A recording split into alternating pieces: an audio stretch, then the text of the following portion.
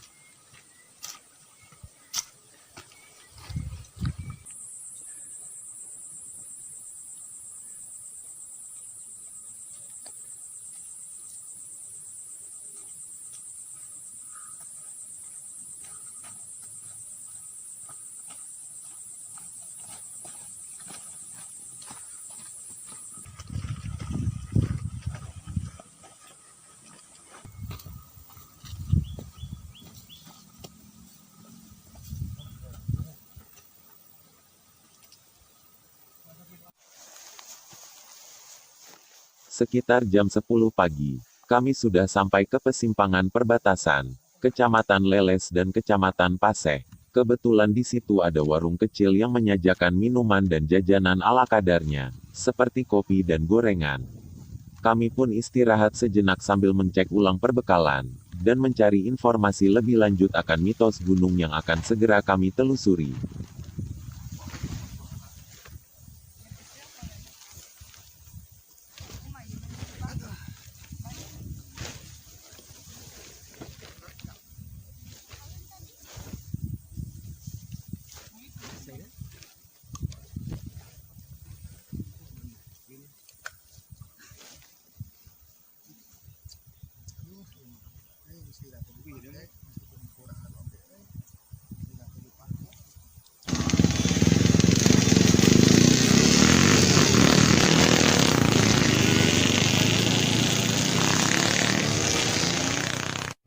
Setelah semuanya kami anggap cukup, kami pun mulai melanjutkan perjalanan.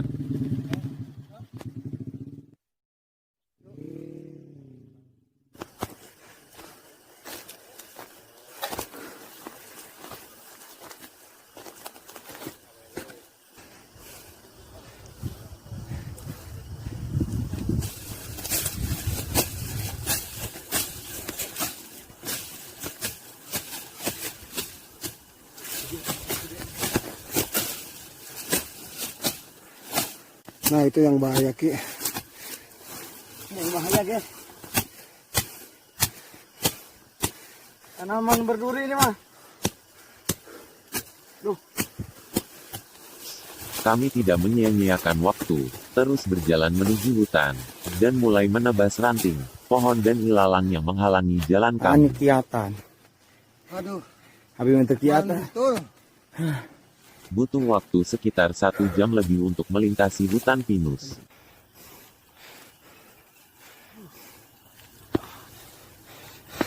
Hai, Jalannya mantap.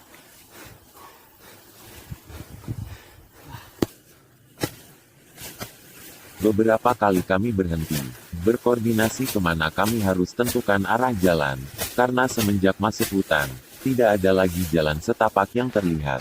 waduh, bingung nih. Oke. Saya tahu. Ke sana. Ke sana.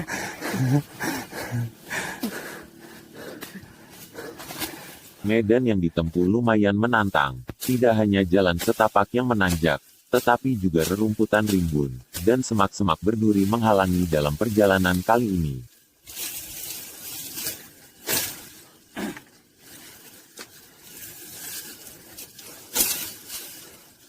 Neng, kalau ke gunung itu jangan cuma nitip nama ya. Inilah perjalanan kita. Benar saja, gunung tersebut masih alami, tidak adanya tanda-tanda bekas lintasan orang, pencari kayu bakar, pemburu burung ataupun pemburu babi hutan.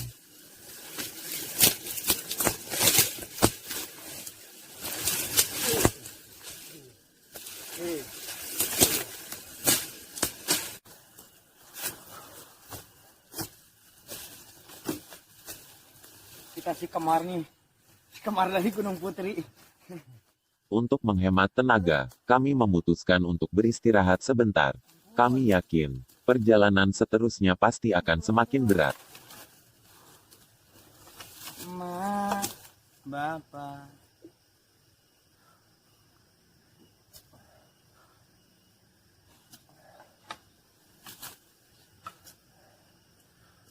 Mantap. Gingseng. Panas. Ah, gingseng. Kita gini ya, buka jalur perjuangannya. Dan kami pun melanjutkan perjalanan kembali. Sore kita jadi bikin api unggun. Aduh,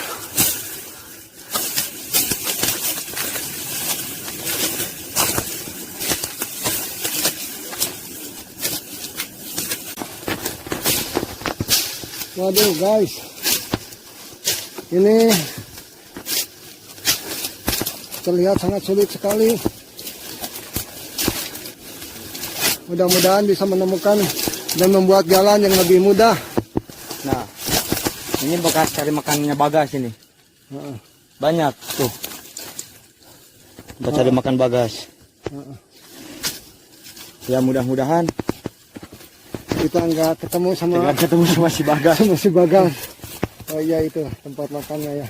Berarti ini masih dikatakan hutan belantara lah. Masih banyak bagas yang berkeliaran. Mudah-mudahan kita aman.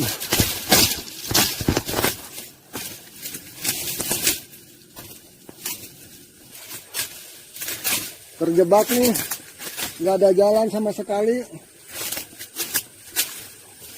Tantangan. Beberapa kali kami terjebak, terhalangi ilalang dan semak belukar, hingga perjalanan kami harus terhenti.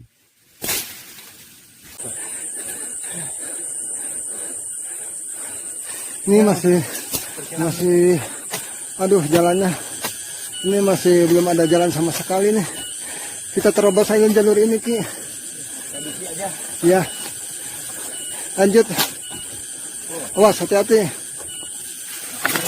Perasaan kami pun mulai cemas. Semakin masuk ke dalam hutan, semakin banyak pula semak belukar dan pohon-pohon besar, yang sudah tumbang menghalangi jalan kami. Sesekali kami harus putar arah dan mencari jalur lain, apalagi ketika kami lihat banyak sekali bekas jalan babi hutan, yang membuat hati kami semakin cemas.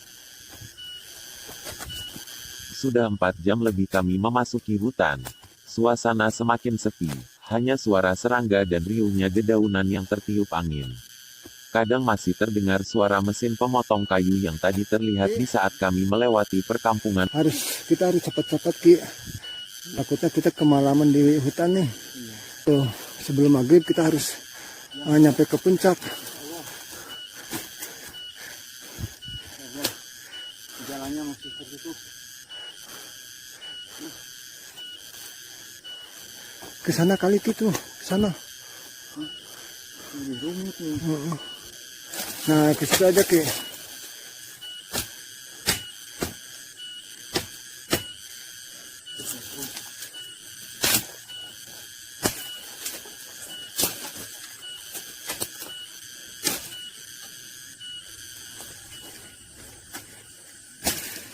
Ini di sini guys, kira-kira ini udah jam 4 sore lah.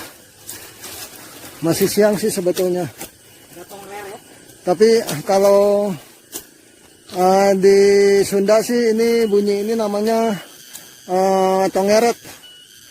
Jadi kalau udah suasana menjelang sore, pasti suara-suara tongeret ini mulai terdengar.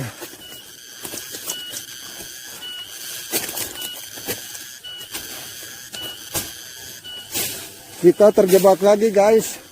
Kita harus buat jalur lagi. Menebas ranting-ranting.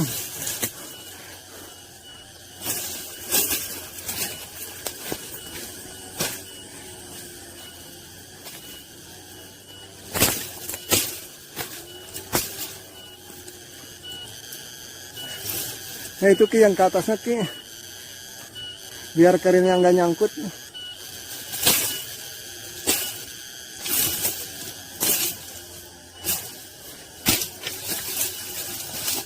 Ini benar-benar Kang Riki nih. Salut saya. Dari bawah sampai menuju puncak ini. Nggak tahu puncaknya apakah masih jauh atau enggak. Tapi saya salut Kang Riki. It's the best. Dari bawah terus bikin jalur. Menebas ranting-ranting dan pepohonan.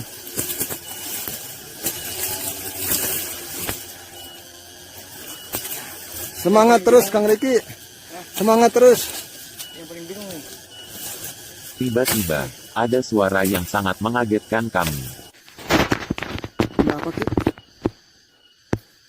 Jalurnya tertutup lagi.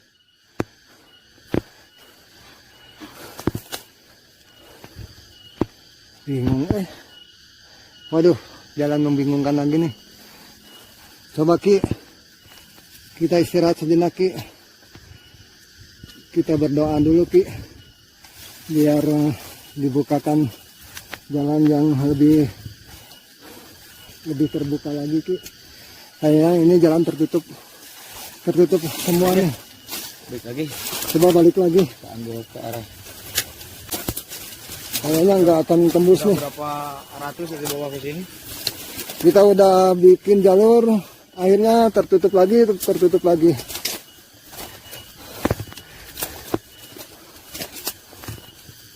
Sini aja Ki, coba. Ya. Untuk kesekian kalinya kami harus berhenti, dan berdoa agar perjalanan ini selalu dimudahkan serta dijauhkan dari gangguan binatang buas, seperti ular dan babi hutan, atau hal-hal yang kasat mata.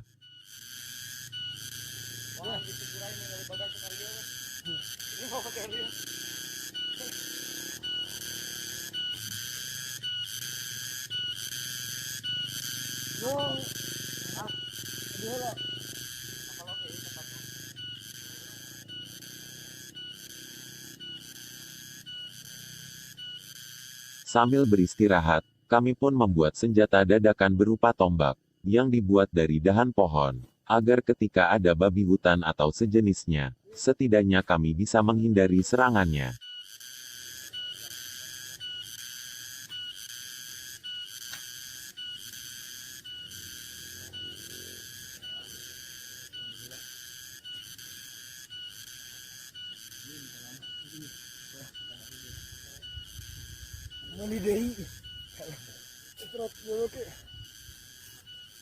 Ya, saya lihat dari bawah banyak bekas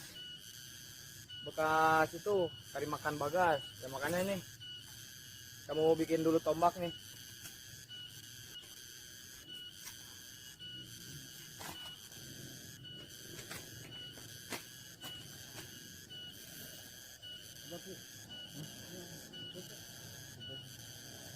Gunjing.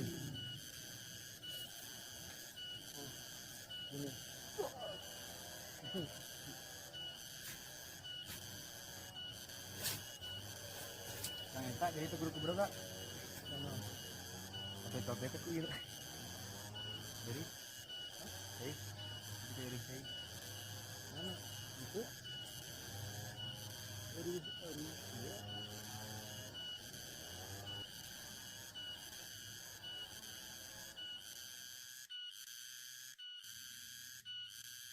Tidak lama beristirahat, kami pun melanjutkan perjalanan kembali.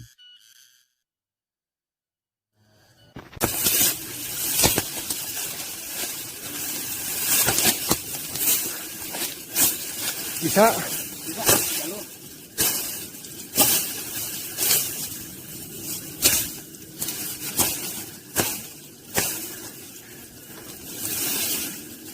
Jalur, jalur.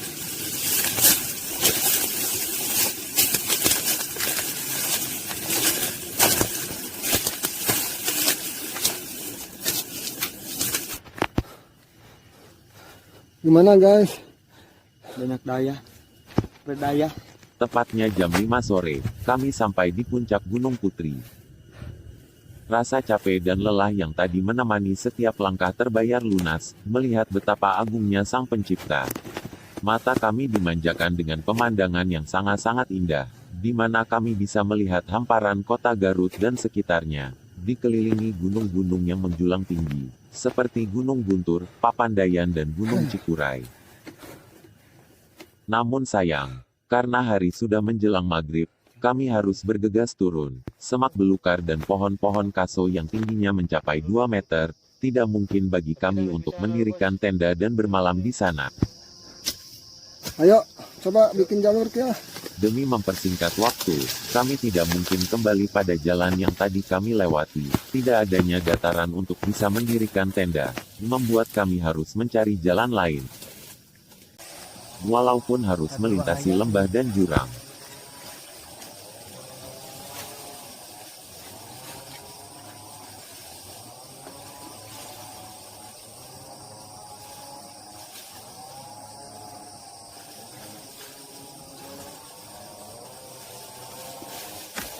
Awas.